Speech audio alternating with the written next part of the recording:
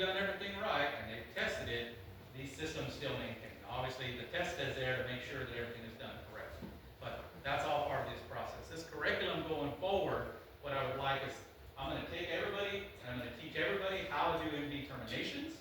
Because to get into this field, you don't need to be an engineer. You don't even need to be what we call NETA certified. That's the test organizations that you work under. By having just this skill set, which they call mechanical, right? Understanding MD terms and being able to complete terms, just this skill set will get you in the door with those service companies. Where you're going to make, and I'm not kidding you, it's not like, oh, I'm just saying that you could and some of you will. You will make $80,000 to $100,000 your first year. Your first year. If you went to an applied science school like we have in Texas, and I'm sure you'll have them here, that education in Texas is only $12,500 with housing. And all you learn, you don't even learn in determinations, all you learn is basic theory. And when you go work at the service company, which they coach you right out of, that's what we're trying to do. We're going to duplicate that here. You understand? By you having this MD termination behind you, I know 15 companies across the country will hire you right now because you have an MD termination. Because guess what? I'm biased on cable, but I want you to understand. Every service company across the country, when you tell them what's the weakest portion of your testing ability, because they all have like transformer, breaker, relay protection, they'll all tell you, I don't have enough MD termination guys. I don't have enough cable experience. So I'm biased in this because I've done this, just so you're aware. I've spent 16 years in just cable. I work for the largest test company in North America doing this when AC waveform testing was first introduced. So I think I'm dating myself there. At that time, he was only 8 years old. I've been doing this 16 years. But when that testing finally came around, I was able to understand how this works in this system, just so you're aware. This cable, regardless of whether you're getting power from the overhead or you have a backup generator, it's the same cable. It's all dependent on this, right? And it's called dielectric strength, right? There are strengths of each system. This is the weakest dielectric, and just so you're aware, and you'll see in the video, there's an insulation layer in here. It's just like a tire. It wears out, right? So the right tire on the right car with the right weight on the right speed lasts so long, right? That tire, no matter how well you take care of it, eventually will need to be replaced. That is what is in this case. It's insulation layer. It degrades. It has thermal issues. And the more power demand we put on it, the faster it wears out. So you see what I'm saying? This is a never-ending cycle. We don't need less power. We need more power. And hence, again, why qualified guys that do this are there's just not enough people. I mean, literally at this point, every school I've ever talked to says we have the same problem. I don't have enough guys that want, and we don't have the expertise to learn these termination stuff. So that's really where I come in. I'm going to be able to, and I've done this with, like I said, multiple people who have no education, adults who have no formal education, women. I have 2 daughters that all are cable proficient. And they don't, one of them does it still for a living. But this is the easiest path. I'm biased to this. But by having this expertise and learning this here, you'll be able to put yourself in a very good position. Also, now, I'm going to use myself as a prime example. When I was young, I was a product of my environment in the street, made all those same excuses, and standing exactly where you're at. Actually, just so you know, I'm going to give you full disclosure. My engineering degree started, I spent 3 years of my high school in a juvenile detention facility. 3 years. That's where I started my engineering. And of course, then I'm old. The World Wide Web is what we call it then, right? There's no such thing. Would you say that again? I want to get that on video. My 3 years of my high school before I started engineering, like even thinking I could be an engineer, was in the juvenile detention center. So I know exactly where you were standing. I made a lot of mistakes. I had a hot head. I used to be a boxer, and I just made it worse. I made a lot of mistakes, but I had to self-reflect, and I had to understand, even if you guys look at my hands, I put self-made on it, and I said, that's my success, but also my choices. I made the choices that put me there, and only I could make the choices that get me out, right? I had an understanding of how alone I was. I said I grew up in Spanish neighborhoods, but I'm not really Spanish. I don't have a million cousins, brothers, uncles. I was really the weirdo, believe me. They were like, there's something wrong with that guy. I didn't play soccer, so they knew something was up. Something's fishy with this guy. I love to hoop, and I can jump, and they're like, we didn't know.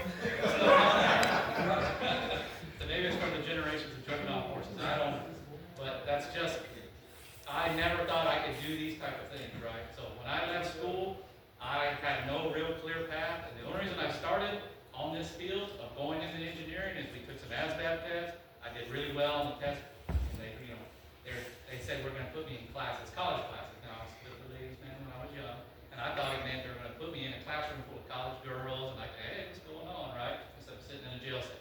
And, that's not what it was, obviously. I was a little disappointed, but, you understand, I had found something that could actually figure me a way out, right? And that was the key. The reason I like this type of job, like I said, it's a young man and woman's game, because it's a lot of travel, right? When you do this stuff here, this is an outage, right? When they turn the system down and voltage. This isn't on Saturday at 2 o'clock or Monday at 2 o'clock. This is Memorial Weekend, this is Christmas, this is 4th of July, right? So you're gonna be gone for all that time, being paid, right? Paid for your hotel, paid per diem, paid for your clothes, everything on your back, right? You're gonna get overtime, you're gonna get travel, as you travel, wherever you travel, so you're gonna make bunches of money. You're not gonna spend any money, and you're gonna be out of your environment. And that was what was key for me, right? No, hey, why don't you come hang out with us? Hey, we're gonna go here this weekend, right? And I'll kind of piggyback off, you said something, the lottery ticket, right? I like to call this, and I got this one time from a young man that I taught. When I was showing him this stuff, and he got his first job offer, he told me I gave him a lottery ticket, right?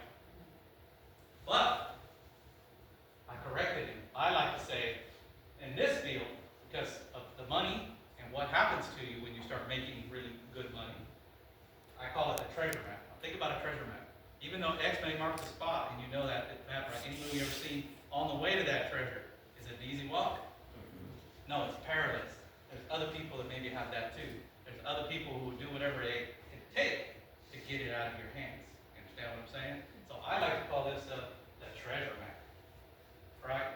You know where the treasure's at. I'm going to give you a real path all the way there. Not just to the, like, oh, you could make this, and maybe you'll make this, maybe you'll get this job.